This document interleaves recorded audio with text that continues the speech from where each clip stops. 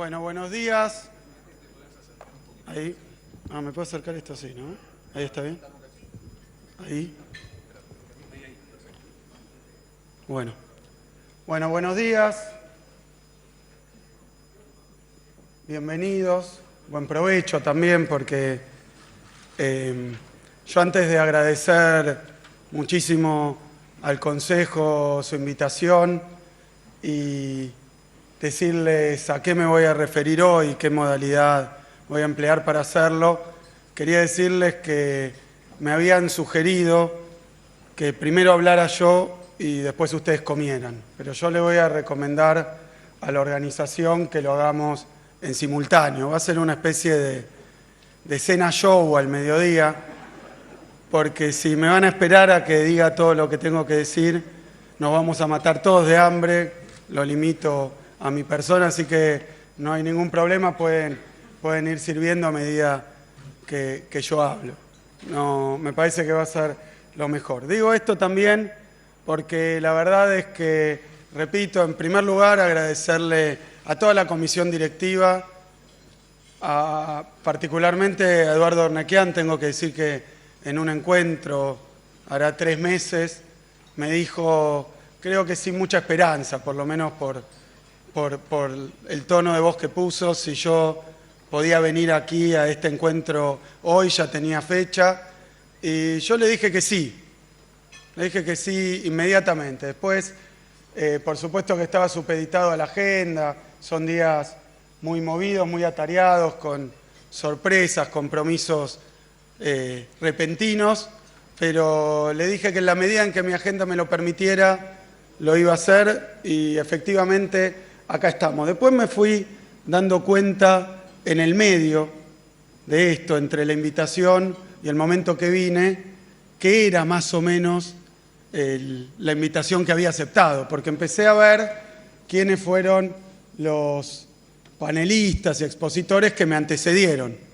Me fui enterando por el diario, ¿no? Y la verdad que no es que perdí entusiasmo. Sé que estuvieron por acá Sturzenegger, Melconian, que estuvo algún compañero nuestro, pero que estuvieron, digamos, representantes de diferentes posturas políticas, asesores cercanos a candidatos, es decir, economistas que han venido a hacer lo que no podía hacer de otra manera, vengo a hacer yo también, que es hacer una exposición básicamente acerca del futuro. Me parece que lo amerita el año en el que estamos. Este año, fíjense, el año 2015 era un año muy esperado. Era un año muy esperado porque, como todo el mundo sabe, nosotros llevamos 12 años y no tiene precedente en la historia argentina, y no voy a hacer apreciaciones de juicios de valor, no voy a hacer demasiadas adjetivaciones sobre lo que yo opino de este ciclo, pero indudablemente estamos cerrando una tercera presidencia consecutiva con una fuerza política del mismo signo. Eso ya es infrecuente en nuestra historia larga, más infrecuente todavía que el liderazgo y la presidencia de la nación la desempeñen gente, dije no adjetivar, pero indudablemente vamos a coincidir, extraordinaria, como fue Néstor Kirchner y después Cristina Fernández de Kirchner, pero que tengan tanta unidad y tanta coincidencia en la concepción. Es decir, que venimos de una época de 12 años de una continuidad que no tiene comparación en la historia argentina. 3 presidencias seguidas.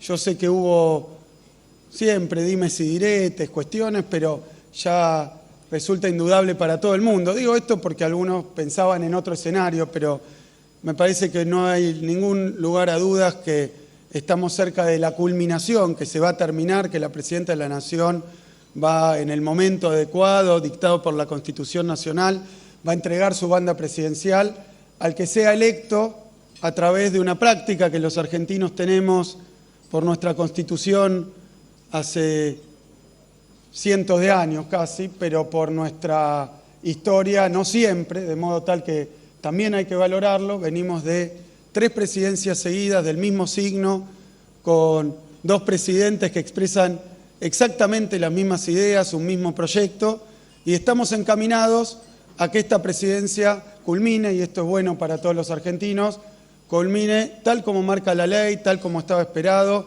con que un nuevo presidente electo a través de las urnas tome el mando y nuestra presidenta le entregue el bando presidencial por un nuevo mandato. Es decir, que estamos en una época realmente para los argentinos bastante inusual, porque si algo ha predominado cuando uno estudia la historia argentina en el largo plazo, lo que se ha visto en la historia argentina es muchísima inestabilidad.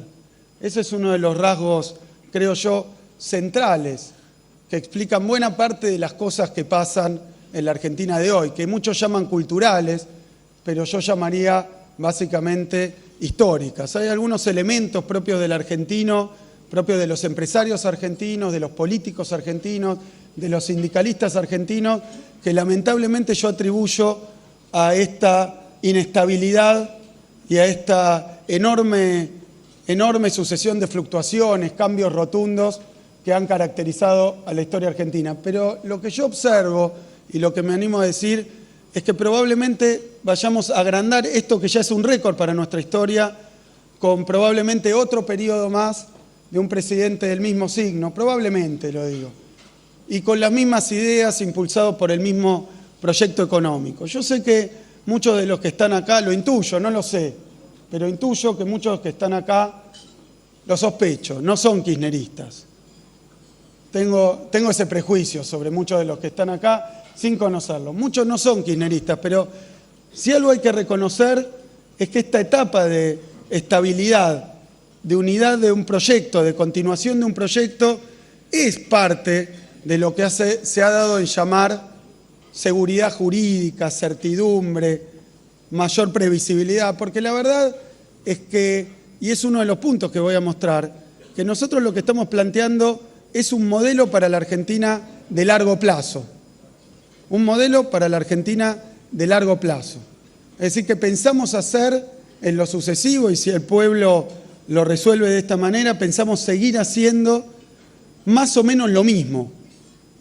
Más o menos lo mismo. Cuando digo más o menos de lo mismo, lo digo permeado por alguna charla que tuvimos con los organizadores de este encuentro, a los que también agradezco a todos, y por supuesto olvidé hacerlo, agradezco a ustedes la presencia, me dicen que tuvieron que cambiar de salón y cosas así que agradezco muchísimo la presencia, el interés, y voy a hablar largo, espero que de manera entretenida y lo puedan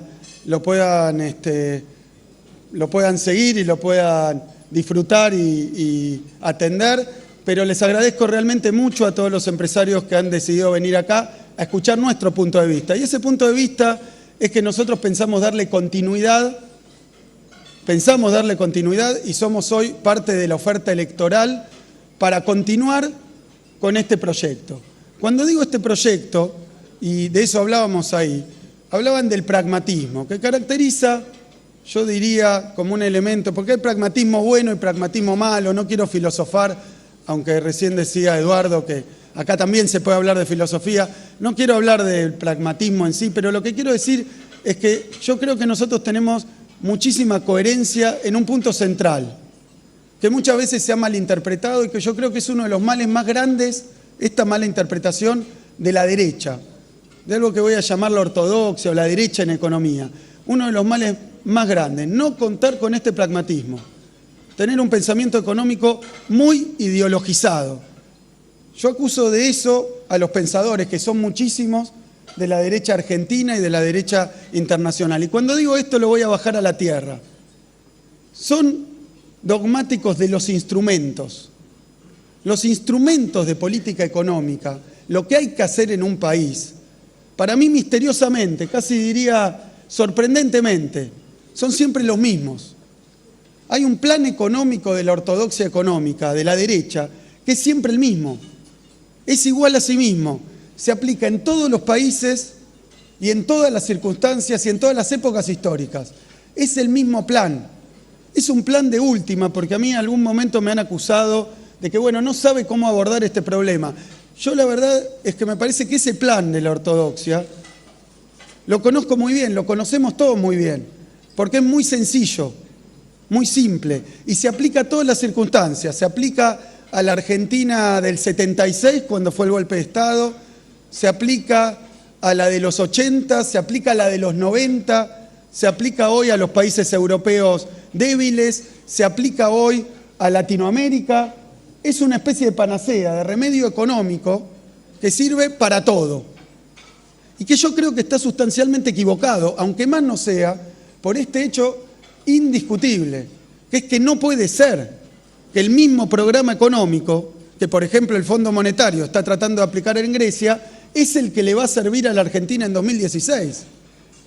O es el que le va a servir a la región, al Mercosur. O es el que le va a servir a los países desarrollados y a los países de desarrollo, a China, a Estados Unidos. Obviamente no puede ser así. Sin embargo, el programa económico en su medida de la ortodoxia es siempre el mismo. Yo en un ratito se los voy a exponer y ustedes se van a dar cuenta de que es así, que cuando uno habla con uno de estos economistas dogmáticos ortodoxos, siempre tiene la misma cantinela.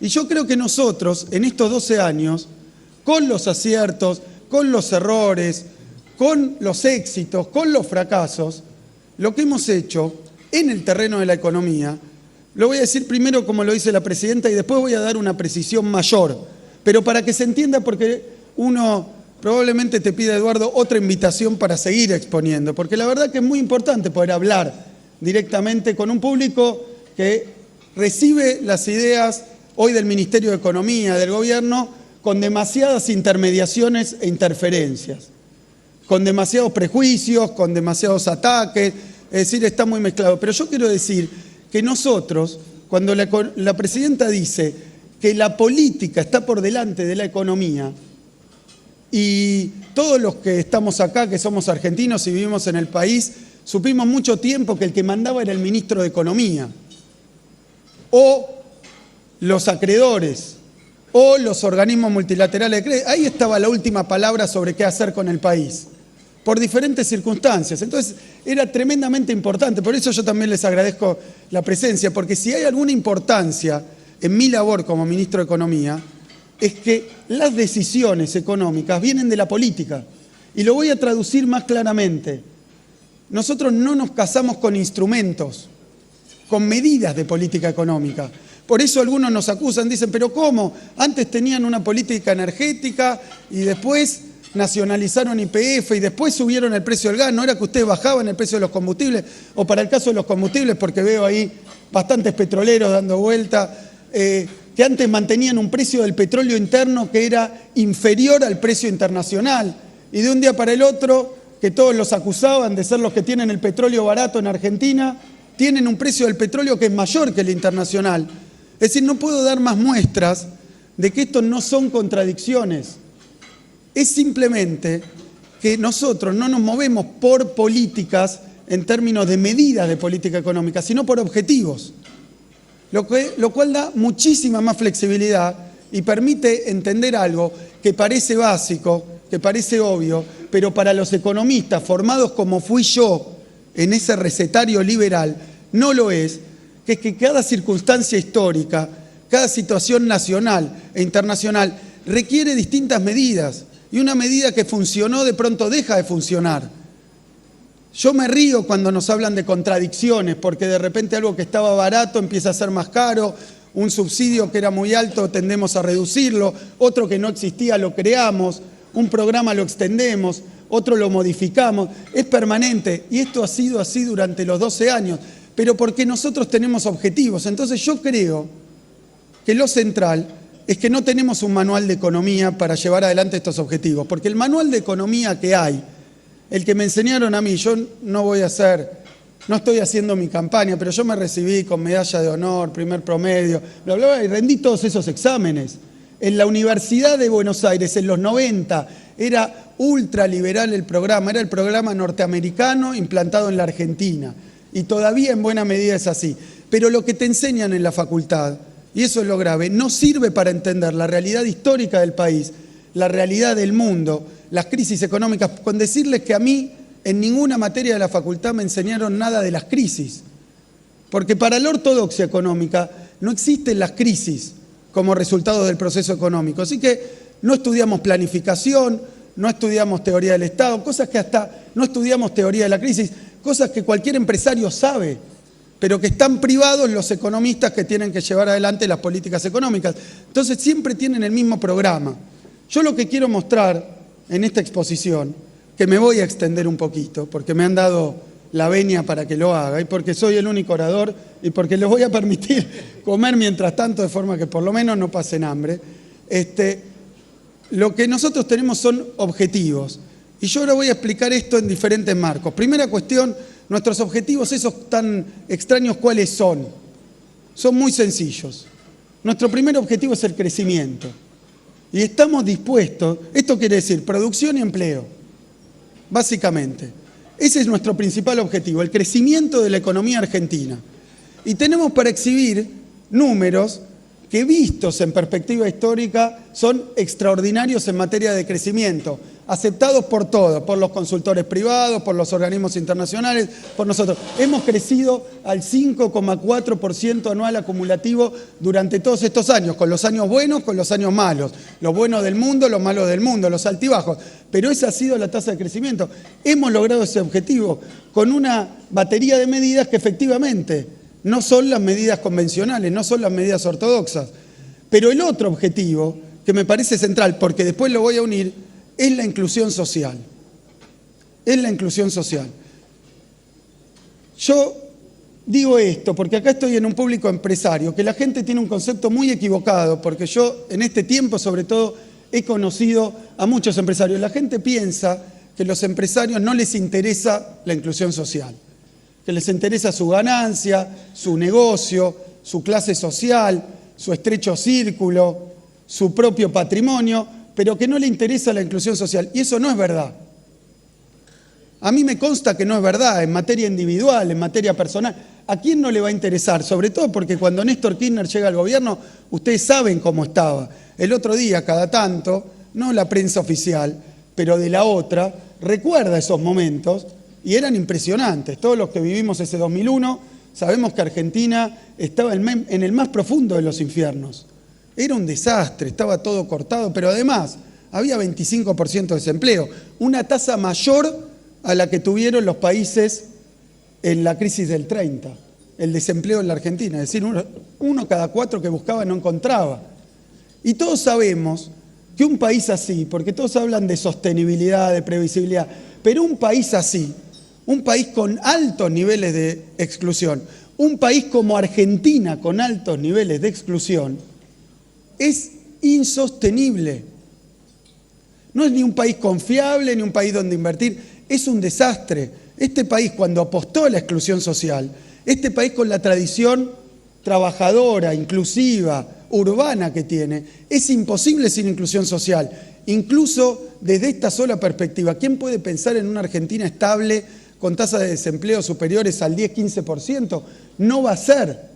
De forma tal que la inclusión social es un elemento central de la estabilidad argentina, más allá de la cuestión ideológica. Obviamente no es un punto que yo tenga que explicar porque todos conocen en buena medida lo que piensa la presidenta, lo que piensa el Frente para la Victoria. Pero quiero decir, ¿quién se puede imaginar un programa económico que no tenga inclusión social en el país? Entonces nosotros buscamos crecimiento con inclusión. Pero para simplificar esto, a mí me gusta decir que en materia de política económica, en materia de orientación productiva, en materia de planificación de largo plazo, lo que nosotros vinimos a hacer en la Argentina, que es la única forma de crecer y al mismo tiempo incluir, es reindustrializar el país. Por eso este es un público muy importante para mí, porque nosotros vinimos a trabajar para que se reindustrialice el país.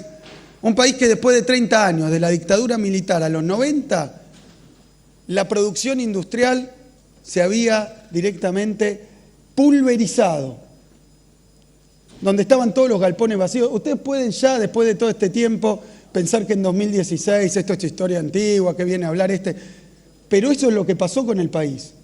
Y nosotros teníamos que revertir eso, y la forma de revertirlo fue reindustrializar la Argentina, lo cual, quiero decir, y ese es mi punto central, que si uno tiene un planteo, desde el punto de vista de la política económica, de reindustrializar un país periférico, algunos dicen en vía de desarrollo, otros dicen atrasado, otros dicen dependiente, pero todos sabemos lo que es Argentina. Si uno quiere industrializar con un país como Argentina, tiene enorme desafío. ¿Cómo vamos a decir que nos salió todo bien si probablemente no haya tarea, no haya objetivo más complejo para la Argentina que su reindustrialización? Y cuando hablo de reindustrialización, porque me increpaban el otro día, pero entonces vos decís que no tenemos que hacer software, que no tenemos que dar servicios. No, evidentemente no. Cuando yo hablo de reindustrialización es que renazca el tejido productivo del país, la capacidad productiva del país, como voy a demostrar que está en curso de hacerse, pero que falta mucho, pero también tener otras industrias que son las llamadas industrias sin chimenea, industrias de servicio, que son parte del mismo proceso de reindustrialización. Yo lo que pongo del otro lado es una primarización y una tercerización absoluta y financiarización absoluta de la economía argentina, que ese fue el proyecto dominante en la historia moderna de Argentina. Lo que se quiso hacer con la Argentina fue eso, y se logró porque terminamos en los 90 con un estallido nuclear que nos dejó sin industria, pero también incluso sin bancos, y sin servicios, y sin gente. Cuando esta idea de que hay que cerrar los números con la gente adentro, estamos diciendo esto, pero es un proyecto de industrialización. Y es uno de los problemas teóricos, prácticos, políticos, económicos más complejos que uno se pueda plantear, porque genera un montón de dilemas la industrialización de un país.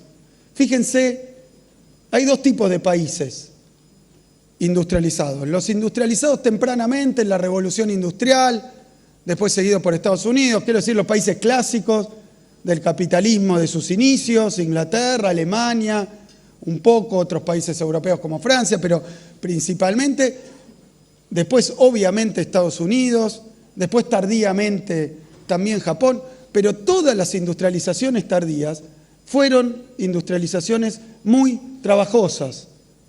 La que uno puede ver, con todas las discusiones que puede dar, ocurrida en China, en Corea, en Taiwán, cualquier lugar donde uno ve un proceso de industrialización tardío, encuentra que es muy trabajoso, que no se hace seguramente con las herramientas liberales. La economía liberal, los programas económicos liberales pueden tener muchísimas virtudes, pero uno que no tiene es que un país periférico se industrialice. Ninguno se industrializó de esta manera, menos todavía después de la debacle de los 90, menos todavía en la situación en la que estamos hoy, a mitad de camino en este proceso de reindustrialización. Entonces, no va a funcionar el paquete liberal. No va a funcionar para esto. Yo no digo que no tenga ganadores, no digo que no pegue hasta en los pliegues más ocultos del sentido común de todos nosotros, donde te dicen, bueno, déficit fiscal, inflación, emisión monetaria, ¡pum!, paquete liberal. Pero sabemos, lo aplicamos 30 años, no anduvo. Y ahora hemos hecho mucho, pero falta mucho. No va a andar con el paquete liberal. Como no va a andar en los países periféricos y en crisis, no va a andar ese paquete. Yo le puedo decir a un griego que ese paquete a nosotros nos lo aplicaron 1000 veces, que fuimos los mejores alumnos de ese paquete, y estallaba cada vez peor, porque no fue que Argentina tuvo el estallido de 2001.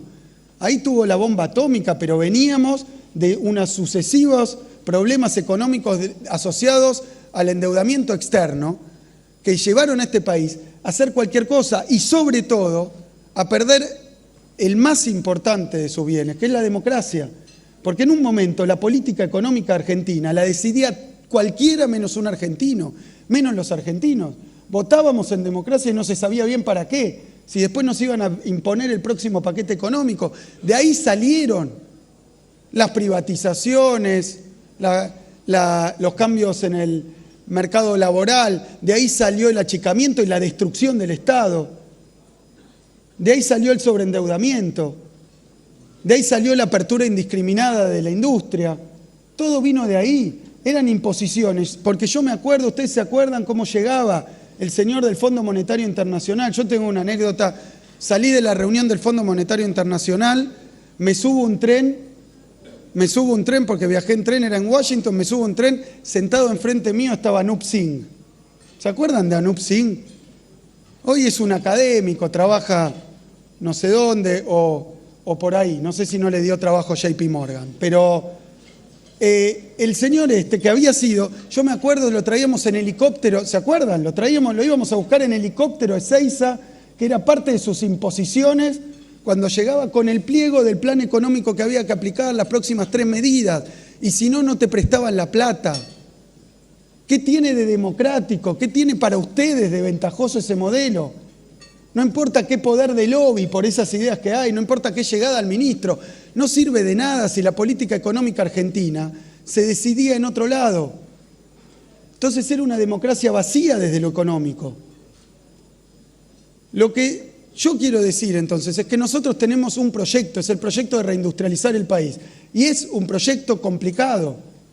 Esperamos poder estar a la altura de ese proyecto, porque no son las medidas convencionales, las 3 pavadas que tira cualquier economista mediático, no son, así no se industrializó ningún país. Y quiero decirlo para que les quede claro, porque es algo que es irrefutable, incontrovertible, indiscutible. Ningún país de fuerte, vigorosa industrialización tardía, periférica, lo hizo sin una decidida y clara intervención de su Estado. El Estado nacional, los estados nacionales, son el principal instrumento de desarrollo en países como el nuestro. Digo porque toda esa pantomima de discusión, más Estado, menos Estado, Estado-mercado, en un país como el nuestro, lo saben ustedes porque lo viven. La verdad es que si queremos tener mercados verdaderos, con competencia, con consumidores que sepan, con calidad, esos mercados no puede crearlos otro que el Estado. El Estado tiene que hacer esas cosas que hacen los países desarrollados también, como defensa de la competencia, defensa del consumidor, mantener determinadas condiciones, luchar contra el trust. Las leyes antitrust, antimonopolio, no son un invento argentino. Acá parece que son intromisiones del Estado. Lo podemos estar haciendo bien o haciendo mal. Ahora voy a hablar un poco de lo que hicimos, pero estoy hablando del marco conceptual. La industrialización de la Argentina necesita del Estado.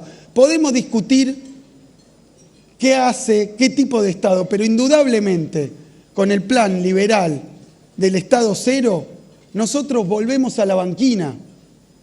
Volvemos a la banquina, no hay otra. Eso es así y eso es lo que está ocurriendo hoy en el mundo. Por eso mi exposición, acá tengo a mis colaboradores, Emanuel Agis, Augusto Costa, Mariana González, Cristian Girard, lo tengo ahí Agustín,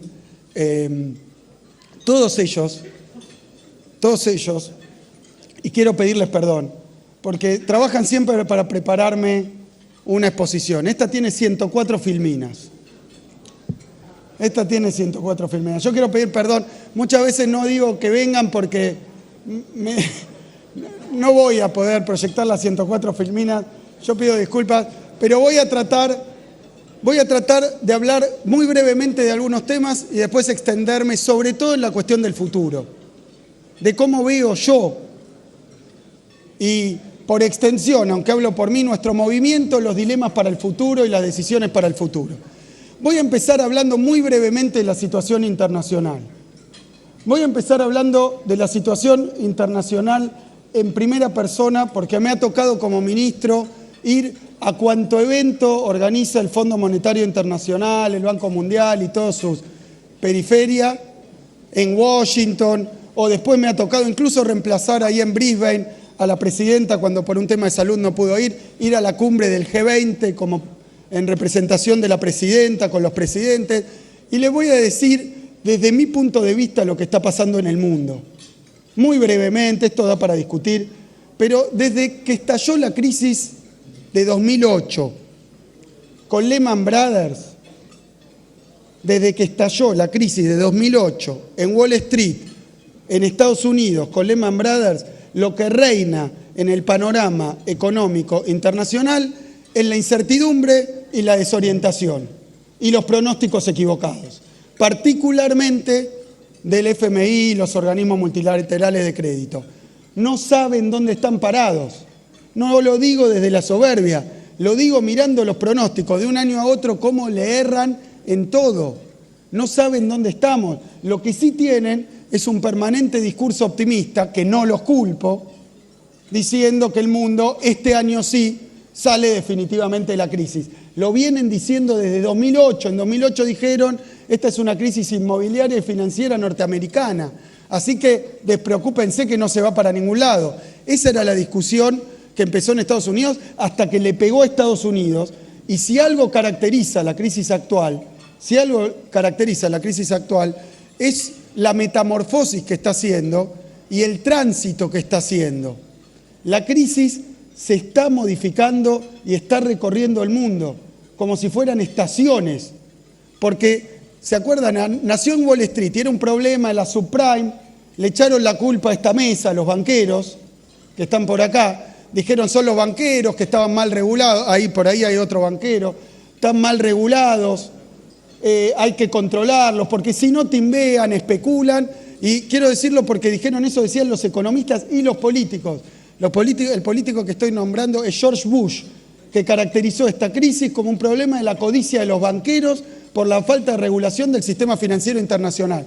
Y dijo que esto se curaba con más regulación, con más Basilea, con mayores normativas, con más persecución, con cambio en las normas contables. Dijo todo eso, pero dijeron que era una crisis financiera. Y la crisis rápidamente pasó de la esfera financiera, lo llamaban contagio.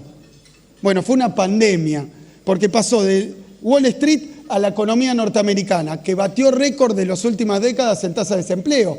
Estuvo arriba de 10 en desempleo Estados Unidos.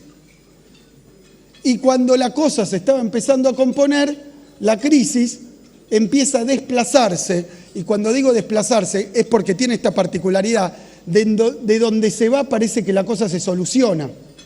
Así que parece que es una calecita de crisis, que parte en Estados Unidos, se empieza a desplazar a Europa y pega, no tanto después, pero pega pero muy violentamente en las sociedades europeas.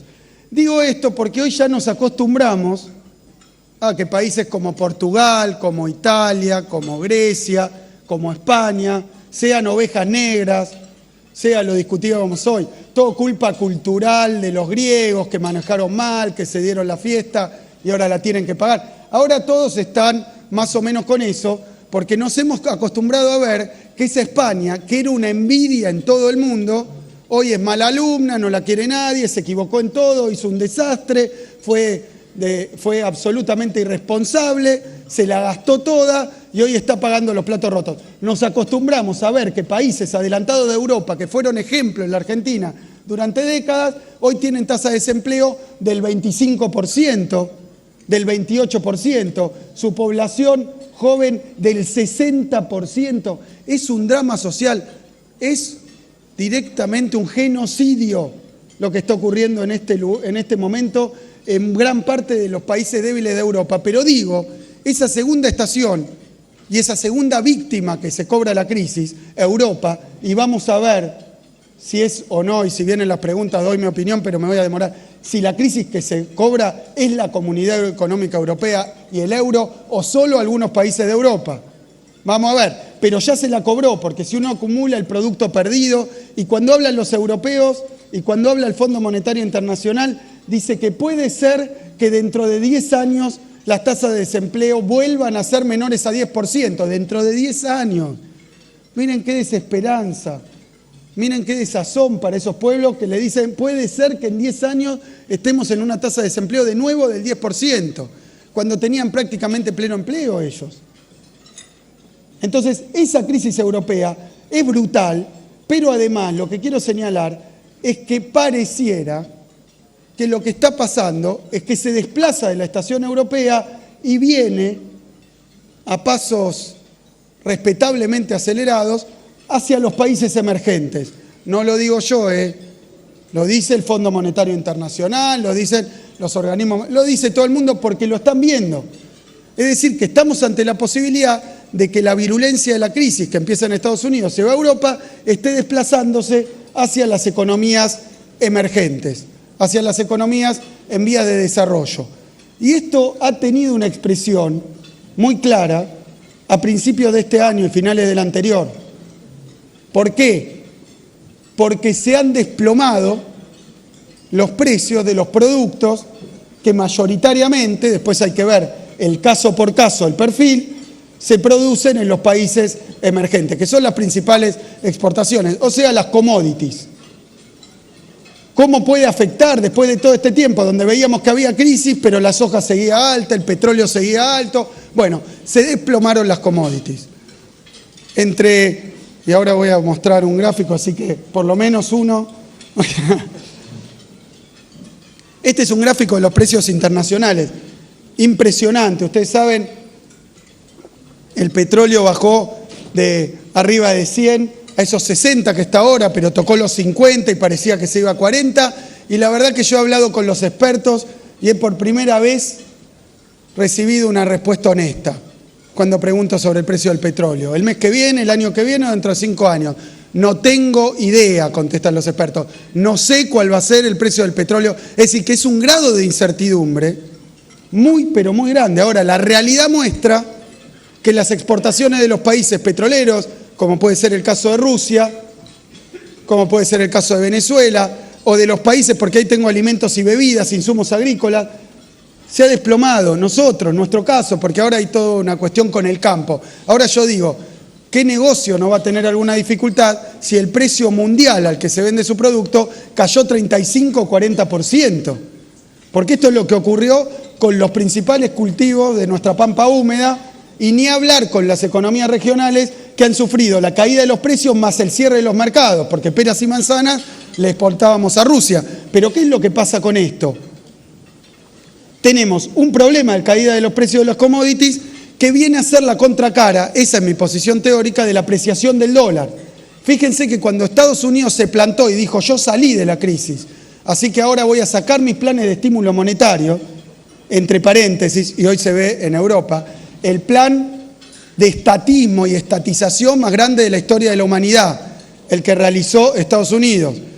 General Motors, ING, bancos enteros y el salvataje de todo el sector financiero, de todos los bancos que tenían los balances patas para arriba, pusieron toda la plata, pero en eso la pusieron, en salvar los bancos europeos y norteamericanos. Un montón de plata. Cuando dijeron se acaba el salvataje de los bancos, la lluvia de liquidez, con solo decirlo, y que eso iba a afectar la tasa norteamericana, empezó el otro elemento que es una pista de que la crisis puede estar viniendo para acá. La estampida de capitales, el famoso flight to quality, básicamente que los capitales que habían venido al tercer mundo en búsqueda de rentabilidades extraordinarias, están planeando, algunos ya lo hicieron, volver a los países centrales cuando se recomponga la rentabilidad financiera. Si esto es así, vamos a tener caída del precio de las exportaciones y fuga de capitales, que me comentaban recién alguna gente experta en bolsa, que me decía todos los días se están yendo los capitales de Brasil. Eso puede tener que ver con algún elemento, pero de la economía brasilera específica. Pero que esto está pasando, caída de exportaciones, fuga de capitales, ¿qué es lo que va a pasar? Apreciación del dólar y probablemente inestabilidad monetaria en muchos países de los emergentes. Por eso, acá tengo simplemente algunas de las devaluaciones vividas desde un año para atrás. Tengo el rublo, 63%, el real, 40%, el peso colombiano, 38%, el euro, 23%, se devaluó el euro. ¿Se acuerdan el enero escandaloso que hubo acá hace un año y pico? Bueno, esta magnitud, ahora fue el euro. Una devaluación del 23%, el yen 20%, el peso chileno 15%. Lo llamó un ministro de Economía brasileño en un marco de crisis mundial, retracción del comercio, guerra de monedas. Ahora vemos salida de capitales, caída de la entrada de dólares por exportación. Va a haber inestabilidad monetaria en los países del tercer mundo. Y digo, porque no quiero meter miedo, siempre y cuando no se apliquen las políticas económicas adecuadas para responder a estos fenómenos. Yo leía lo de Grecia y como el fondo empezaba a ver, se menciona ya en las reuniones del fondo, control de capitales, a la salida de capitales. Es decir, cómo empiezan a aparecer estas medidas de política económica vinculadas a la situación económica internacional. Pero lo que quiero decir para algunos que insisten en llamar lo que pasó en la Argentina, estos 12 años, dicen sí, crecimos, pero viento de cola, yo después voy a mostrar alguna cifra. Lo que quiero decir es que desde 2008 estamos en una crisis violenta de la economía internacional, que ha afectado a todo el mundo en su actividad, que ha afectado a todo el mundo también en su volatilidad, en los mercados financieros, en los mercados productivos, en las commodities, en el empleo. Estamos desde 2008, o sea que de esos 12 años, 7 han sido de crisis internacional. Por supuesto que es una crisis que pegó fuerte en 2008, fines 2009, 2010 y 2011 parecía solucionado, 2012, 2013, 2014, 2015 con esta cuestión europea barranca abajo, de forma tal que la situación económica internacional es grave. Es grave. Uno va al Fondo Monetario y no le hablan, che, qué problema que tiene Argentina. No, olvídense. Están revisando la suba, el crecimiento de la Argentina, y creo que es el único país que han revisado la suba. Porque tienen un prejuicio. El Fondo Monetario, y yo tampoco los culpo, casi les agradezco que tengan un prejuicio con Argentina, los del Fondo Monetario, pues ya han hecho mucho daño en este país. Ya han decidido demasiadas cosas, se han equivocado demasiado. Y ahora lo están haciendo de nuevo, fíjense lo que está ocurriendo, y voy a pasar muy brevemente a la cuestión griega. No quiero hablar de Grecia, específicamente acá tengo lo que pasó con la salida de capitales, el flujo de capitales hacia los emergentes, ha caído muy fuerte. Tiene este primer trimestre, lo tengo expresado en miles de millones de dólares, pero ha caído, acá no tengo el número, pero un 40% el flujo de capitales a los emergentes. Esta fue la salida en estampida de Rusia, ahora también de Brasil y de otras economías emergentes. Es decir, este es el marco económico internacional. Estas son las reservas internacionales de todos los emergentes juntos.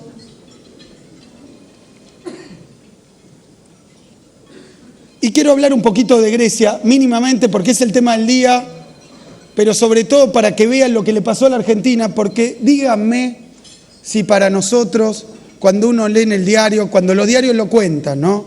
Porque todo este tiempo ni lo contaban, diarios como Clarín no contaba lo que está pasando en Europa, es muy grave, pero díganme si no es un verdadero déjà vu. Díganme cuántas veces, a mí me vienen palabras a la mente, ¿no? Después tengo que tomar un poquito de agua, pero megacanje, blindaje, ¿no? ¿Se acuerdan? ¿Por qué era esto? No era una decisión de los argentinos en las urnas. Era que se venía un vencimiento como este que no pagó ayer el pueblo griego, y como no podés pagar el vencimiento, te dicen yo te presto, pero no te la doy. Yo te presto, pero no te la doy. Refinancio, básicamente, hago un rollover del vencimiento, le presto por tu intermedio a los que vos le debés. Y ese rollover, ese stand-by, ese crédito puente, como quieran llamarlo, venía con el señor y la misión del Fondo Monetario, con el pliego de exigencias, con las condicionalidades. Ahora esto pasa en Grecia, yo quiero mostrarles porque a veces se pierde lo que le pidieron a Grecia: 15.000 empleados públicos despedidos, 40% de reducción de las pensiones, eliminación del aguinaldo y bonos para el sector público, 8 a 15% de la reducción del presupuesto de hospitales, 22% de rebaja del salario mínimo, 32% del mínimo para los jóvenes. Todo esto con el discurso que bajando y bajando el salario va a haber mucho más empleo. Suspensión de la negociación colectiva, privatizaciones. Le pidieron que privatizaran las islas griegas. Así que están en venta, muchachos, las islas griegas. Aumento del IVA. Todo este paquete no es un déjà vu. Y no te prestan si no aplicás la próxima medida. Yo no vengo acá a pelearme con nadie, digo simplemente, veo el mundo, veo lo que está pasando, no puedo no acordarme del 2001, de la víspera del 2001, cuando el próximo vencimiento no te alcanzaba la caja, porque además el vencimiento representaba 30 o 40% de tu caja. Entonces, ¿cómo ibas a pagar eso? ¿Qué más ibas a recortar? ¿Qué ibas a hacer? Esa es la situación que se está viviendo en Grecia. Y quiero decir, Grecia va por su 9º ajuste. Y mostraba el otro gráfico, porque así es como reaccionó la economía ante el ajuste. Lo tenemos ahí, no sé si se ve bien, pero esa línea espantosa que va para abajo es el 26% de caída del Producto Bruto griego. Y le podemos echar la culpa cultural a los griegos, pero acá hay un fenómeno económico de otra naturaleza. Digo esto, y para llevarlo a la Argentina, porque hay muchos economistas que asesoran a candidatos de la oposición, que no les gusta nada de lo que hicimos. aunque en campaña dicen que lo van a continuar, pero que han aplaudido siempre estos programas económicos y este modelo económico de funcionamiento del país. Sobreendeudamiento que te lo camuflan con entremos a los mercados internacionales, ¿por qué si el crédito está re barato, tomemos crédito, que se va a usar para obras? Eso nunca llegó a la gente, a las obras, a los empresarios, a la industria, no llegó a nada de eso, es una bicicleta financiera que lo que hace es comerse cada vez más recursos de forma tal que cada vez están más a merced, y esto hace acordar al mercader de Venecia, 1 libra de carne te piden. Y entonces tenés que darle ahora a los jubilados, que son los únicos que no se pueden escapar. Me decía un muchacho de Grecia que estuvo hace poco en la Argentina, ¿sabes qué pasa? Que el 60% de los desempleados jóvenes viven con los abuelos y de la jubilación de sus abuelos, y ahora vienen a bajar la jubilación. Es un drama social, es un drama social, y esto está ocurriendo hoy en el mundo, y uno lo vivió. Yo tengo 43 años, lo viví. Lean la tapa de los diarios, asumía el ministro, se iba corriendo a pedir instrucciones porque venía el próximo vencimiento y si no se congraciaba con los acreedores no le daban la plata y entonces caía en un default y entonces tenía que aplicar toda esa serie de medidas. Ha sido así, no estoy contando una mentira, no estoy exagerando, ha sido así. Y para que vean que ha sido así, que es un modelo, y que, repito, muchos economistas de la oposición formaron parte de eso, aplaudieron eso, y me animo a decir, porque lo sé, lo quieren volver a aplicar en la Argentina, porque eso son las relaciones carnales, eso es estar muy bien con la embajada, eso es estar muy bien con el jefe del Fondo Monetario y ser su mejor alumno, eso es estar muy bien con los mercados, todo entre comillas, porque cuando te sueltan la mano te dejan en la vía como nos pasó a nosotros, hacen el negocio y después se va y la crisis queda en la Argentina y ellos no viven en la Argentina y nosotros 30 años pasamos por eso. No podemos volver a repetirlo, pero es un modelo para este país y es un modelo para Latinoamérica y es un modelo para los países que hoy están en crisis como si fueran a salir de la crisis. Por eso la gente dice más austeridad. ¿De dónde voy a sacar más austeridad? Y quiero ir ahora a lo que ocurrió también con la deuda y PBI, porque esto era lo que le pasaba a la Argentina. Remás contra una corriente tan fuerte que por más que remes, te esfuerces, que ustedes en sus empresas, ¿saben lo más? No llegan nunca y vas para atrás. ¿Por qué digo esto? Digo esto porque todos esos planes de ajuste que le aplicaron a Grecia, también a España, a Portugal, no han sabido reducir el peso de la deuda en el Producto Bruto. Al revés, desde que están con los planes de austeridad, recortan el parece un acertijo. ¿Cómo puede ser? Vos tenés más deuda contra PBI. Entonces recortás más para pagar más, pero cada vez pesa más tu deuda contra el PBI. ¿Por qué? Porque es algo que los argentinos sabemos. Los planes de ajuste vinculados al endeudamiento y a esa dependencia son recesivos, son fuertemente recesivos. Te matan la economía argentina. Cada vez podés pagar menos la deuda. Cada vez podés pagar menos la deuda. Entonces, en ese marco, esta situación internacional refleja lo que pasó en la Argentina y yo creo que habla de algunos proyectos para nuestro futuro.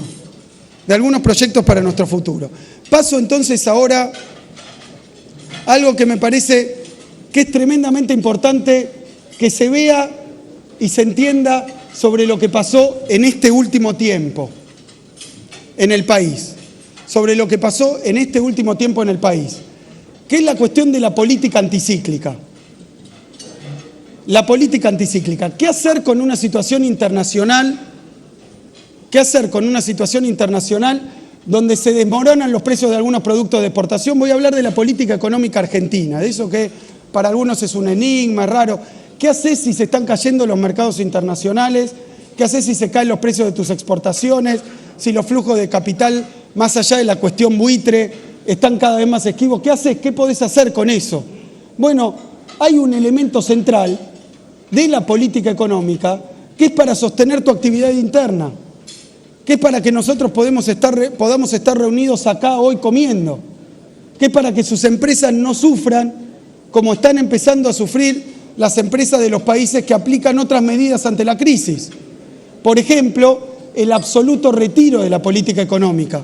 Por ejemplo, esos grandes planes de austeridad termina pegando más fuerte la crisis.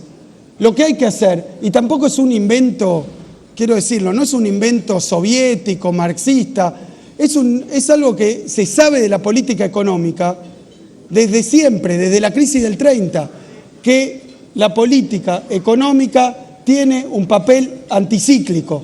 Quiere decir que cuando las variables económicas se muestran esquivas, se muestran para atrás, la inversión privada se retrae, el único instrumento para sostener la actividad, el único instrumento que hay para sostener la actividad es el Estado. Entonces, ese instrumento para sostener la actividad tiene que inyectar poder de compra, demanda. Esa es la receta que hay cuando el mundo se cae. Por eso, creo yo, que esto implica muchas definiciones con respecto al plan ortodoxo. Y lo voy a mostrar con respecto a la Argentina porque hemos tenido fuertes resultados. Y déjenme simplemente, sin meterme en cuestiones publicitarias ni políticas, simplemente recordarles a ustedes lo que eran los pronósticos para la economía argentina durante todo el año 2014. Simplemente recordarles, porque yo me reuní con algunos de ustedes y me acuerdo el clima que se vivía en 2014. Me acuerdo el clima que se vivía, era un clima de zozobra, de miedo, de pánico. Era eso lo que se vivía. Yo voy a decir que fue instalado ese clima, pero la realidad es que ese clima se vivía porque todo el tiempo y todos los días decían que en Argentina, porque parecía que estaban hablando de mí, parecía que estaban hablando de mi ministerio, parecía que estaban hablando de la presidenta, pero estaban hablando de lo que les iba a pasar a ustedes en 2014. Cuando decían que iba a haber una violenta crisis, despidos masivos, ¿qué quiere decir eso? Quiere decir quebrantos, quiere decir pérdidas, quiere decir pérdida de venta, de actividad, despidos, quiere decir conflicto. Eso era lo que vaticinaron durante todo ese tiempo. Del lado del Estado decían dólar paralelo a 40, no estoy diciendo una mentira, a fin de año, a diciembre, ni quiero hablar del futuro, hablo del pasado, a diciembre, dólar a 40, reservas de 15.000 millones de dólares. ¿Se acuerdan lo que fue 2014? Desempleo, crisis, suspensiones, industria parada, desocupación. Todo eso iba a ocurrir a lo largo de 2014. Lo digo porque eso hoy, a ojos vista, no ocurrió, no pasó. Yo le atribuyo un peso a la cuestión política, pero creo que había algo más. Creo que las medidas que tomó el gobierno, que voy a mencionar porque son muchísimas, el Ahora 12, un plan nuevo lanzado en 2014, el Procreauto, el propio Procrear, el Progresar. Estoy hablando de todos planes que ahora todos ustedes conocen, saben qué son, pero que se instalaron hace poco justamente en vistas de una situación económica compleja. Entonces, lo que podemos mostrar nosotros no es que no pasaron las tragedias que decían que iban a pasar. Lo que podemos mostrar nosotros es que además la economía reaccionó bien, como reaccionó la construcción. Decime, Chediak, si no es verdad que los números tuyos dan que el último mes crecimos al 11%, en construcción al 11%. Esto tiene que ver con políticas económicas que se aplicaron. Con políticas económicas que se aplicaron y que parten de una determinada concepción económica. Entonces, yo lo que quiero decir es que contra todas esas catástrofes que no ocurrieron y con todo lo que vivimos los argentinos, que no es la mejor situación, no es el mejor año, tenemos problemas en el sector petróleo por los precios internacionales, en las economías exportadoras, por las dificultades que tienen, tenemos montones de desafíos a resolver, pero la verdad que no ha sido el año catastrófico que esperaban, y la verdad que hasta los propios profetas de esos desastres hoy están diciendo la economía va a ayudar al gobierno en las elecciones porque va bien la economía. Ahora empezaron a decir que ahora va bien, pero después va a ir mal. Pero lo acepta todo el mundo.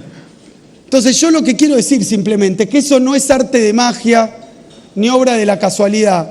Tampoco vengo a hacer autobombo y decir que fueron todas medidas excelentes, apropiadamente aplicadas, perfectamente diseñadas. Lo que quiero decir es que en términos de objetivo, con todos los defectos que puede haber tenido, cumplió el objetivo, que es en un marco de mucha incertidumbre internacional, de algunos problemas económicos domésticos, se reaccionó rápida y oportunamente para dar una respuesta. Y hoy lo que vemos es el resultado de esas políticas, no es otra cosa.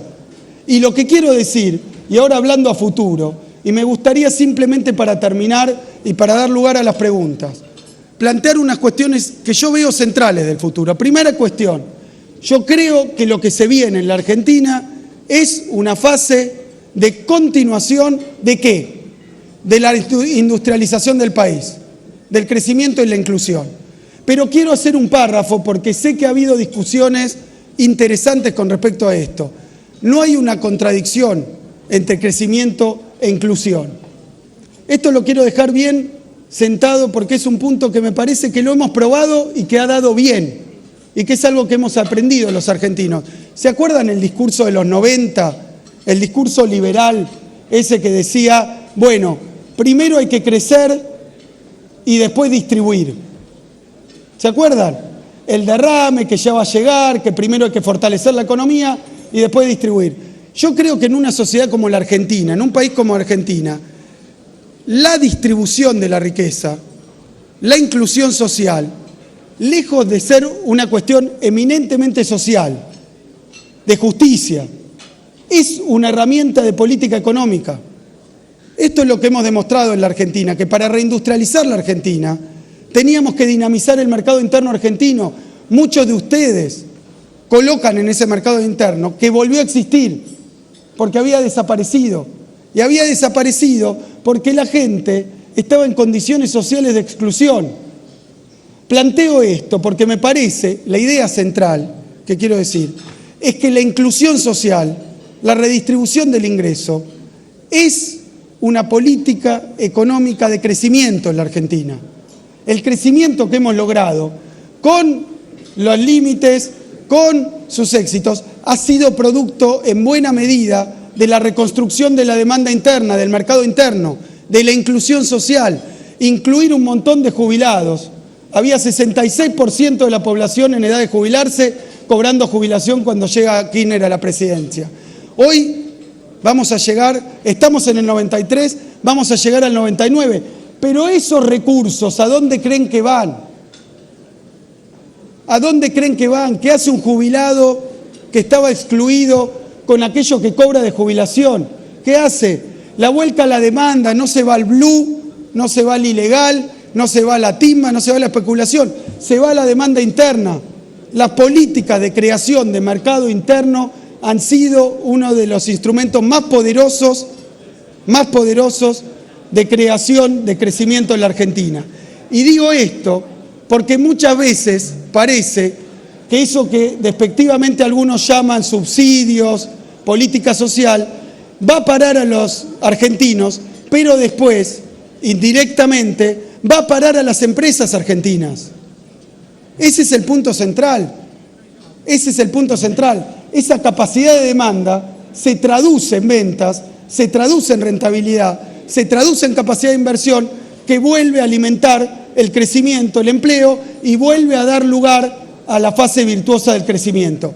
Me parece que esto es central. Quiero plantear esta cuestión porque ese plan económico de la ortodoxia, ¿están ya juntando preguntas? Voy a seguir hablando en base a la... Está bien. Ese plan económico de la ortodoxia es diametralmente opuesto. Y no lo digo porque lo creo, porque lo dicen, lo digo porque lo hicieron en la Argentina. Lo digo porque lo hicieron en la Argentina. De forma tal que hay un plan permanente, planteo esto y después paso a las preguntas. Hay un plan permanente, que es el plan de la economía liberal acá en el país, que dice lo siguiente. Dice ajuste monetario,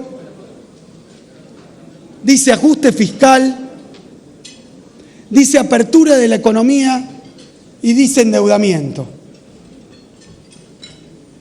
Dice ajuste monetario, ajuste fiscal, apertura de la economía y endeudamiento. Ese plan que tantas veces se aplicó es la contracara del proceso de industrialización que estamos viviendo. Esto no quiere decir que entonces el gasto tiene que ser infinito, la emisión infinita, no quiere decir que no hay que endeudarse si es para determinados fines. Lo que quiere decir es que ese plan que tantas veces se trajo al país y que tanto daño hizo a los industriales argentinos, y que tanto daño hizo a los empresarios, no podemos permitir que se trate de imponer con todo un discurso que dice que la economía hay que hacerle muchos ajustes porque está con muchos desequilibrios. No podemos permitir, a mí me decían que 2014 iba a ser un desastre, 2015 peor, y cuando se cansaron de fracasar con eso, empezaron a decir, bueno, esto está arreglado, pero es transitorio. El problema aparece en 2016. Que no les quepa ninguna duda que si este gobierno sigue, este proyecto político continúa en 2016, no va a estallar ninguna bomba. De la misma manera que no estalló el año pasado, de la misma manera que no estalló este año, nosotros sabemos hacerlo.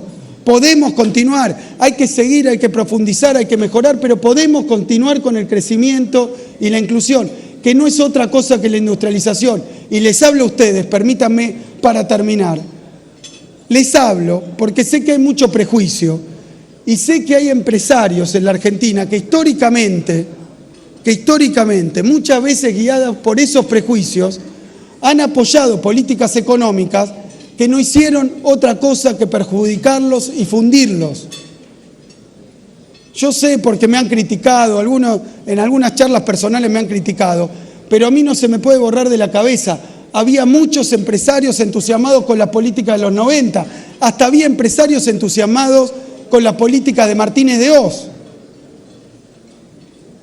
Y lo digo simplemente porque lo que quiero plantear es que nosotros hablamos de un programa económico con la gente adentro, de crecimiento e inclusión, pero se basa sobre el dinamismo, sobre la inversión, sobre la capacidad de los empresarios argentinos, de los empresarios que trabajan, invierten y viven en la Argentina.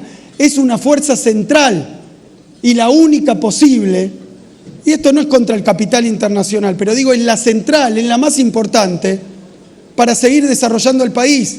Es esa. Entonces yo digo de mi parte, ¿qué espero para el futuro? ¿Qué falta? ¿Qué hay que hacer?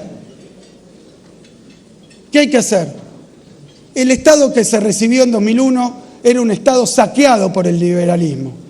Un Estado que estaba afecto a la corrupción, que estaba completamente fragmentario, que estaba hecho para ajustar la economía, que estaba hecho para privatizarla. Tenemos que convertir ese Estado, como venimos haciendo, pero hay que seguir avanzando, en un Estado para el desarrollo, en un Estado inteligente, sabio, que planifique a largo plazo, que piense, que no se deje engañar, que sea ecuánime, que sea transparente para el largo plazo y para el desarrollo argentino. Necesitamos ese Estado, pero también, así como vengo a decir, que es lo que nosotros podemos prometer seguir trabajando, vengo a pedir también necesitamos un empresariado comprometido con el desarrollo del país. Necesitamos un empresariado que exija industrialización, que exija crecimiento, que exija que le vaya bien al campo, pero también a la industria, que exija que funcione el mercado interno, pero que también se pueda exportar. Un empresariado que exija que cuando el gobierno se endeuda sea para desarrollar la Argentina, no para hacer negocio financiero para los de afuera. Necesitamos un empresariado que también se renueve, como piden renovación en la política, que también se renueve, que tenga nuevos cuadros, que se hagan ver, que presenten sus programas, no solo que nos pregunten, que exijan al futuro gobierno de la Argentina, que no tire a la basura, que continúe, que mejore, que siga creciendo, que sea más inteligente ese Estado, que sea más sano, que sea más transparente, que planifique más, que planifique mejor, que muestre más lo que hace, que les dé más participación. Pero necesitamos también, porque es un factor central, necesario y no del todo presente para el crecimiento argentino, un empresariado nacional absolutamente comprometido con el crecimiento del país. Muchas gracias.